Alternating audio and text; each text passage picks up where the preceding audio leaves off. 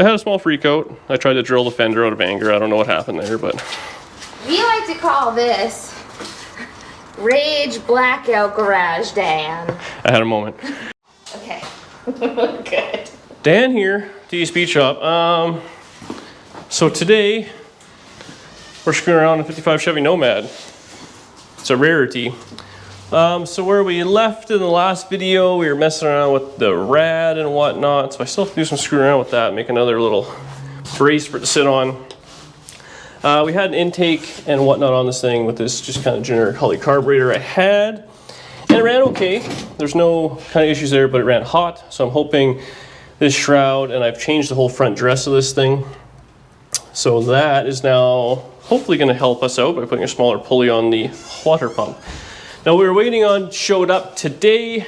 There's actually some more stuff inside yet, but I'm hoping this is going to just be simple stuff. So I got a race proven performance. I got ready to run Pro Billet, the original MSD ignition. So that should just be super plug and play and simple.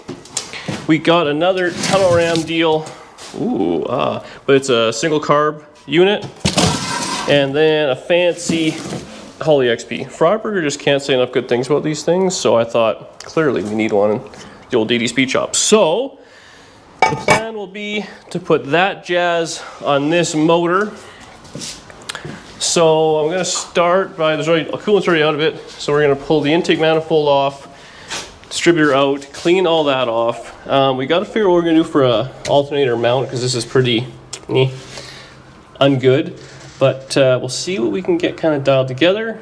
Put the intake on with all the silicone, I can get in there real easy with the rad and all that. Get that goosh down, let that kind of set up. Then we got to screw on the linkage, all that. Danny's out here so we can bump it all over. Find top dead center, we should be good. And we got a lot of just, it's either AC Delco or like name brand Holley stuff now. So that's pretty sweet. They did send me another header because that one is bent up. That might be a job for tomorrow or the next day, because I put like 3 gaskets on it, it's not leaking, so that's pretty sweet. We have to rewire the alternator so it's on this side of the motor and just kind of see where everything is going to be. Put the wipers back in, because at this point now it doesn't have to come apart again, hopefully. Now once the rad's in there, I do have to relocate the battery. I may have to relocate some of these relays. There'll be some screwing around. The fuel line's kind of meh. There's a lot of just messing around I gotta do today. It's ultimately where we're at, but I'm very tired and it's not that late, so we should get lots done, I hope. So let's set the camera up. I'll start ripping this all apart. What's one more strip more? I've had this motor apart like 3 or 4 times in a week now, top end, but I'm getting pretty good at it. I'm gonna get a drink and we'll start thrashing. Well, it's the next day. I don't even know where I left it last night. I was kind of working away, and I got to the point where I didn't want to film. I was starting to make more mistakes than I was progress. I was like, you know what? We're calling it. And sometimes you got to do that. Even though you're under a time crunch, sometimes, I mean, you're just trading time. If you work late, you sleep in the next day, or you're given less productivity. Are you doing anything? Probably not. So anyway, this is where I ended. Well, I've done some today. Last night I had the intake manifold on, and carburetor set, just wanted that all covered. So it looks cool. You just blacked out, murdered out kind of deal. Everything's fitting so far. Now what I've done today, this is where a little bit of sleep really made a difference for the drive system. Now, I'll just a little bit of mathematics. This was my original drive. That was the lower pulley, and this was the water pump. So as you can see, the crank pulley was actually smaller than the water pump pulley. So for every rotation that this pulley made around, this one did 0.9. So we had a reverse ratio. The water pump was turning slower than the drive pulley, so it was underdriven. Now, this is the size of pulley which I currently have on the water pump. So obviously it's smaller than the original water pump, and it's actually smaller than the original crank pulley. Now further to that, the original crank pulley versus this one I have now, which is also, quite a bit, the one I have on there is bigger. So now what we've essentially done is in a bicycle, we got the big ring gear in the front and a smaller one out back. So now we are over driving the water pump. So with the new math, the crank will go around once. No, for the water pump to go around once, the crank has to go around 0.8 of a turn. So essentially we've kind of overdriven the pulley 30% from where it was. From this setup to this new setup, that pulley, the water pump should turn 30% faster at the same speed as the crank was at idle. So 30% or 28%, whatever the math worked out to be, that's a pretty big improvement in flow at idle. And that's I think where we were really having our issue. Further to that, we've extended our shroud another 1.5 inches. We now don't have any dead spots in there. I'm hoping between the two of those we should be good. Further to that, hopefully it gets here in time, we have enough time to install it. John over at Delta PAG watched the video. Obviously you guys have contacted him or something like that, and I urge you to, because he's a great guy. New York, he's just fun to talk to on the phone. There's a new controller for this thing which can produce 30% more volume of that fan. So that's already a honky-tonk fan that can now pull 30% more. This seems so overkill to me. It's just a small block Chevy. I mean, it's a warmed over aluminum head, maybe a 9.5 to 1. It does have fender well headers and stuff, but I mean, we're talking like a, whatever those ZZ4, whatever the crate motor, like 300, 350 horse deal. That's what this is. It's nothing crazy. So I don't know why I'm having such issues with heating, but I'm hoping it was just that water pump was a real issue. And we changed water pump to a truck style. I don't know if it's any better or not, if there's any more or less flow. It moves everything ahead, which gives me more room for fuel lines and stuff as well. So there you are. Now what I'm gonna do, I'm gonna go ahead and run the fuel line. This thing had a Holley pump on it, but then part of the deal, Holley gave me a fuel pump. So I got some different fittings for this we're gonna put on, and we have a gauge on it. It should be pretty simple. I'm gonna get everything plumbed. We still gotta modify the battery tray, which will still remain up front. I did have to move some ground wires, but you know what? One thing at a time. I'm feeling much, much better today. It's not quite so hot. Hopefully I get a bunch done, and I'll bring you back periodically. There's only so many times you can put a top and a motor together where the internet's gonna watch. I hope you keep watching. Kind of feel like Uncle Tony here. I was just saying, my phone is a rocking chair. Gotta get one. So I'm just playing with this MSD distributor, and there's a couple of things. So we have one issue, which is my own fault on that carburetor. There is 0 vacuum ports on it, which when I watch Engine Masters, Freiburgers seem to love that thing, but it turns out maybe it's more race car. So we're gonna figure out what we want to do with the vacuum advance. It does have a provision to block it out. I don't think it makes a difference. Maybe it's not working. I don't know, we'll have to play with it. Anyway, what I did do, we'll ignore that for now. We can either T into it or just leave it capped or put this piece in there. Now, the way the distributor works is it has 2 ways of advancing timing. So you can set the timing kind of light for starting. Then once you get vacuum ported or manifold, depending on what you want to do, it'll pull like another 10 degrees. And then as it spins, it has a centrifugal advance, which is these little arms here with these weights on them that will also advance the timing. Now, the way you can adjust this, I just already did it, but it comes with a different bushing, which allows how much time you can get. This one I'm gonna leave stock at 21, I think it's for 25, sorry. 25 degrees of sweep. I think that's what it was. So if we set the initial, let's say 10 degrees, it can sweep up to 35. And ultimately, the way I set my timing is you rev it up, whatever the all-in timing is you want, you lock it down, then whatever it is idle, it is at idle. Probably do the same on this. Now it came with these big Horkin springs. I put these little ones on. Now, the springs affect how fast, or how much RPM I should say, I guess both. These weights will open up, which ultimately advances the timing. So it has big heavy silver ones, light blue ones, and then light silver ones. So it comes with 2 heavies, and you can do like a heavy and a light, 2 lights or 2 extra lights. The setup I have, which you gotta kind of just play with it, but I put it 2 blues, so it's right in the middle. So according to this diagram, it should have all the timing in by, what am I doing here? 2 light blues, sorry. Like 2,800 RPM. So at 28 RPM, we'll be at our all-in timing, which I think is fine. Now you gotta decide, whether it's a stick car, automatic loose converter, all those things are kind of what you want. In my experience, you want the timing in fairly quick. If it comes in too quick, you have detonation, all that stuff. But over here, we have the radiator in with my custom shroud. It's pretty ugly, but everything fits. The rad hoses fit. I relocated the battery by cutting a hole in the inner fender. It's classy. I might have gone a little large on that cut. Probably didn't need that much, but you know what? It's in there, and it'll let a little bit of fresh air in. Maybe we'll put one here on this side just so it matches. So the battery's fine. It's close to the alternator, but we shouldn't have any issues. The alternator belt is perfectly aligned. What else we got going on? That's pretty much it. I painted, I have a 1-inch spacer over here that has a vacuum port on it. So we can either use that for vacuum advance or power brakes, whichever we want there. I don't think there's a whole lot of things I gotta do. Oh, the fuel line, I made, probably have to remake it now that I have this 1-inch spacer, but I mean, AN line going down, so we have it, this little piece that Holley sent with the gauge. This all I bought, and it goes into a line. I'm probably have to extend this line because we're obviously gonna lift the carburetor.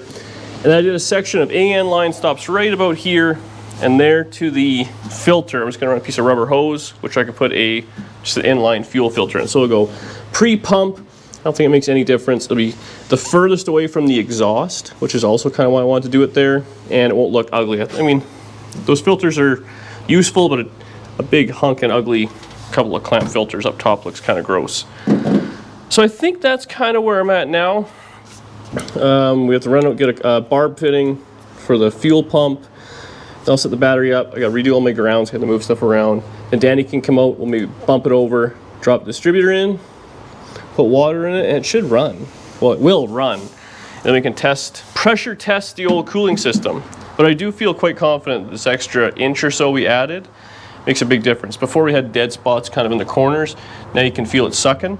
And like I said, we did that gear ratio change on the water pump. So we have 30% more flow at all time, but mostly at idle, which I think is our issue. And we have better flow to the radiator.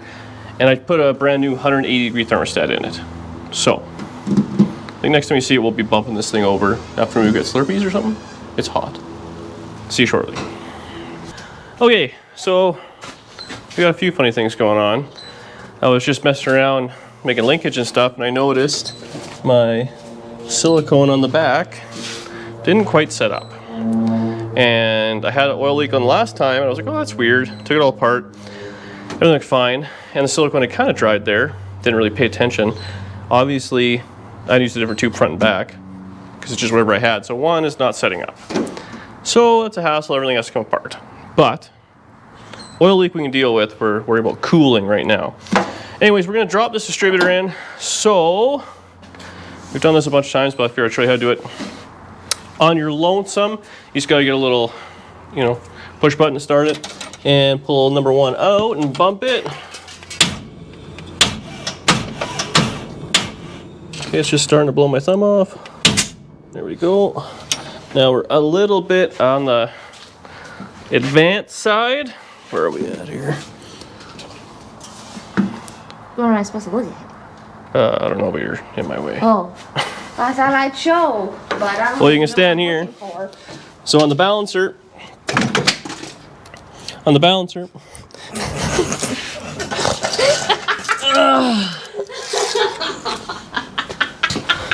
to level up the feet I have. So on the balancer, you're gonna have a mark which is on this side yet, and that's our little top dead center, or our timing point, I should say. So I'm gonna see if I can crank it just with a wrench, just because we're gonna be close. And this thing actually has a terrible timing mark.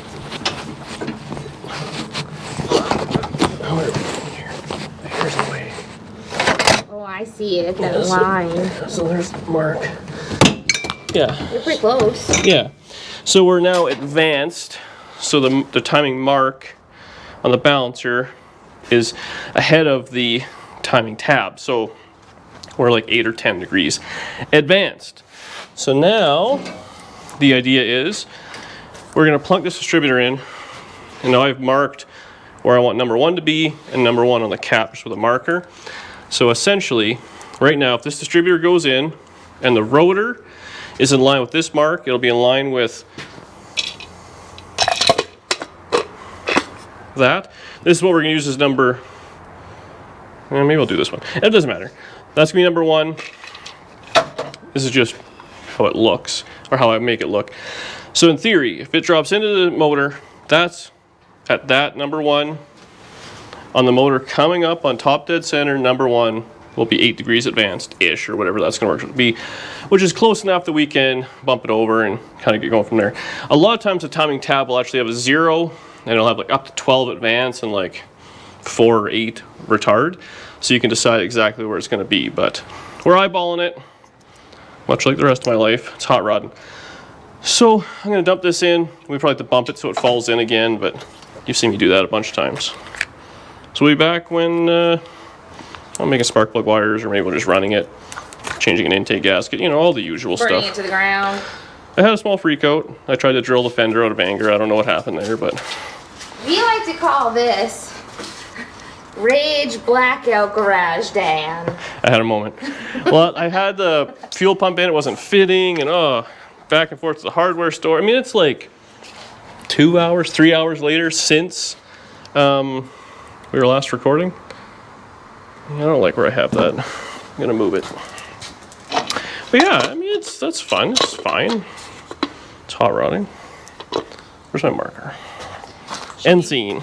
Should you use a different color for the marker? No, I'll just put an X on this one. Oh, okay. Well, we'll be back. Maybe. Will this hole get bigger?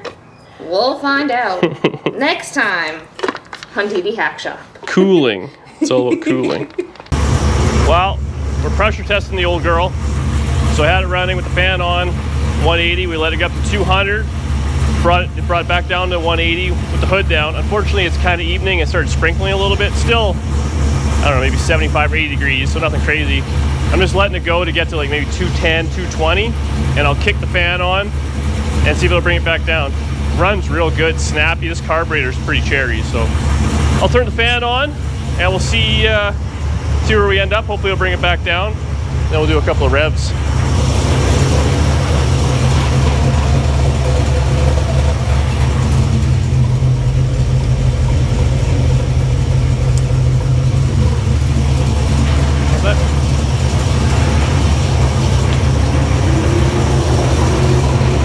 So I just turned the fan on at 220, hood down. Obviously it's, you know, at temperature.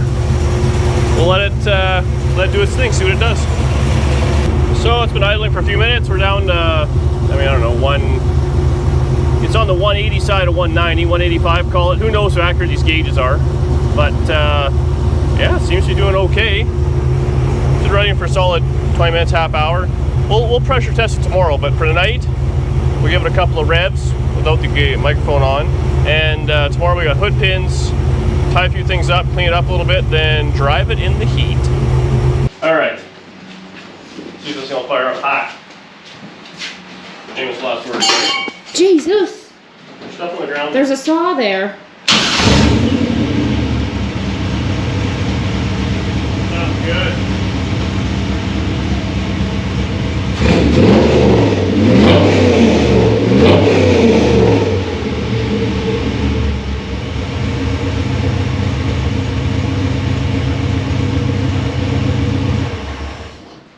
It sounds way more rowdy. You're just sitting down for that, Dylan? Did you get all the up close action? So, I feel much better. I'm pretty sure. My eyes are burning. Yes, I gotta tune that. Ugh, jeez. I think we're doing okay. It's like I said, it's not exactly the hottest we can go by. It's working. It's not the hottest out. Tomorrow was supposed to be like 85, 90 degrees. And actually all this week is supposed to be hot, so we can test it out. So tomorrow, I'm gonna clean up first thing in the morning. Hood pins, tie everything away. I didn't use the new wires that Holley sent, just because there's any issues or I was gonna burn something. I want to use the old ones, but overall it's going pretty good. So I think we're gonna test drive it a little, and then see if it leaks oil actually from that. Whatever. And then maybe now that it got hot, it'll harden up overnight if it didn't get a bunch of oil in it. I don't know if it's leaking or not. And in the back intake seal, I mean.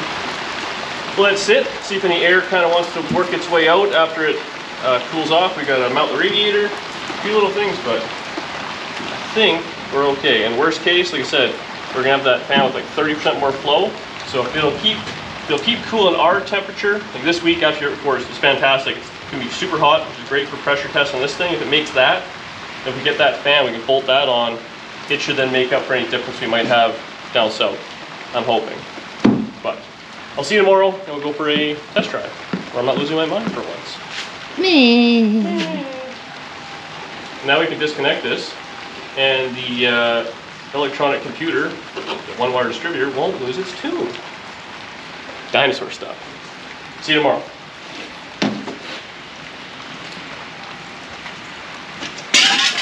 You need a shower. Yeah, I stink.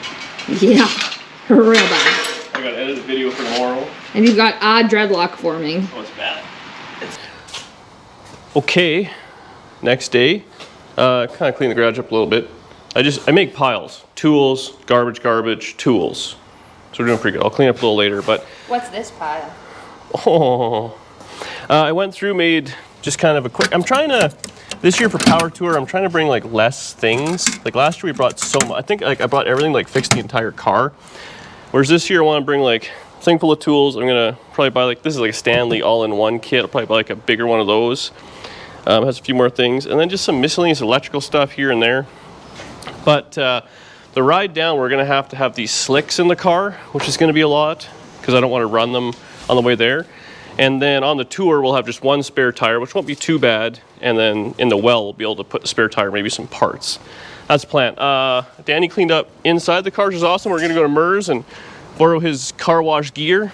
And then under the hood, I put the wipers back in. Oh, I still gotta secure the radiator, but that can be done at some other time. A couple zip ties would work. Yeah, we could just zip tie it in there, right? We'll do that before we bail. And then the wiring's just... the wiring's kind of just whatever, but again, let's put some miles on it. It did let off a gnarly backfire this morning. When we fired it up, took it out. I put hood pins in, secure it down. Check the oil. I'm just gonna double check the brake fluid. And I think we're gonna go for a little bit of a drive. It's hot, so we're gonna go immerse, and then we're gonna try and just put some miles on it and see what happens. Ice cream. Should probably get a cooler with some drinks for when it all goes sideways. And yeah, I think that's it. So we'll see you some point on the road. Hopefully driving, not on the side of it. While we're out cruising, it's hot today. The car's doing pretty good. The gauge is like right at 190-ish or whatever.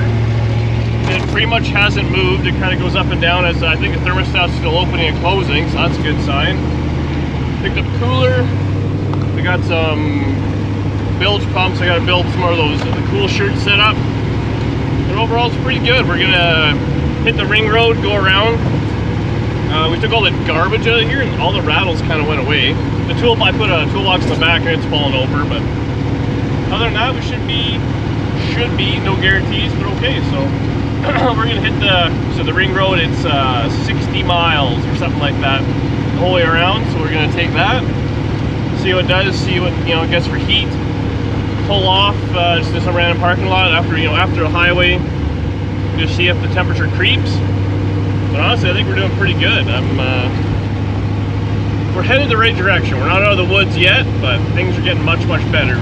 The brakes squeal a little, I gotta take care of that, and odds and ends, but we still got time. We've been driving around for about an hour without the camera on because we just wanted to enjoy not having to worry. Yeah, we were like right downtown, stop and go traffic, and did okay. It had a couple little hiccups here and there, but yeah. I mean, I also think the carburetor needs a little needs a little bit of tuning, needs a little more pump shot, a few things like that, but overall, we're doing good. It's been a nice drive. Listen to them brake. Just letting people know we're here. Yeah, we'll clean those up when we get back, after they're nice and hot. Tell me again. I said in other videos, but the diff is bigger than the factory.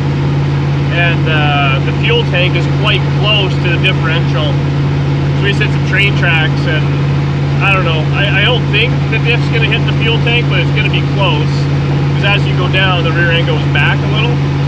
But, I mean, worst case, it'll just self-clearance. But look at this. 70 mile an hour down the road, no hands on the wheel.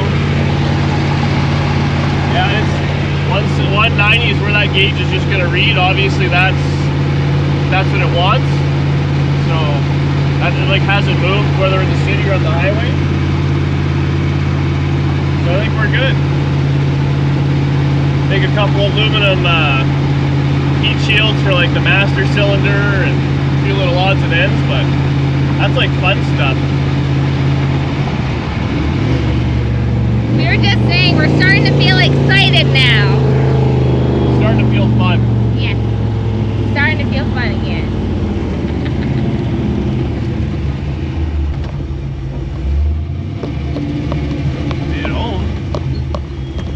Somewhat trouble-free, so came up the highway and hit some stock and go traffic, stayed at like 190, so it's been driving for a solid probably hour and a half, eh? Anyways, yeah, so at least we'll just back her in and let it idle with the hood down and see if it gets hot. Not much else we can do other than that. Test it out. Okay, well, it's a couple hours later. I was just kind of, putzing around this thing, just trying out a few little odds and ends. So I ended up having I had this kicking around for years. It's like a little heat plate, to kind of block from the carburetor to the flow bowls. I don't know if I really need it or not, but you know what? I had it. It's been sitting there. It's like just collecting dust. So I put it on there, and I put it below the spacer. I don't know, whatever. It is what it is. Probably could have put it there, but it's fine. I built this little honky-tonkin' rig just to, kind of keep the heat away from the brake. Now, what I have to do, I have another set of headers, so I do want to change this header so we have just a proper one on. But I have to cut the bottom off because it has a little loop with my cutout and all that, and put that on. Probably be tomorrow or something like that. And the exhaust is a little high. I gotta drop it just like a half an inch because it's clunking around. But I actually am having this car appraised because for the first time in my life, I actually have a car that's worth a few dollars in my mind, anyways. So I want to get that done. And I mean, look, just odds and ends, but really, it's driving. We put probably 100 or so miles on it today. Went for a couple-hour boot. We got the tools in the back. Yeah, actually, this is always a good question for you guys. Road trip stuff. So I'm thinking I have my little toolbox where I'll have obviously wrenches, pliers, screwdrivers, the basics. I'll buy one of these kind of giant pack-out kits, which will have your sockets, ratchets, Allen keys, all that in there. Further to that, I'm going to I got a couple of Milwaukee pack-out kits, self-tappers, random nuts and bolts, some miscellaneous electrical stuff. I'm going to toss the starter and alternator that were on this thing in there. I don't want to bring a lot. I have my Leatherman. I mean, let's be honest. The Leatherman's all we're really going to use. Oh man, the American flag down. I got to get that taken care of. Is that? Man, I maybe shouldn't show that. I don't want to feel like I'm disrespecting anything there. But anyway, so like, what else can we possibly bring on this? We're going to have drinks and water and all that sort of stuff. But from a tool standpoint, last year I feel like I brought everything, including the kitchen sink, and I didn't really need anything. Obviously, like silicones and stuff like that. Electrical tape. Baling wire, maybe some zip ties, all the basics. But if there's something else you guys have, let me know in the comment section, because I want to try and bring as little as possible, but have as much as possible at the same time. Last year, the car was so crammed, it was weighed down, it was sluggish, all those sort of things. This year, I don't want to have that. So, that's it for now. Thank you very much for watching. There will be a few more videos on this thing, obviously. At this point now, I'm committed. I just have to non-stop work on this. I know myself, so I'm gonna drive, go from there. So, as always, comment below. Feel free to subscribe to the channel if you wouldn't mind. Makes a world of difference for myself. I'm gonna go have a shower because I'm very hot, and I'll see you in the next video in a couple of days.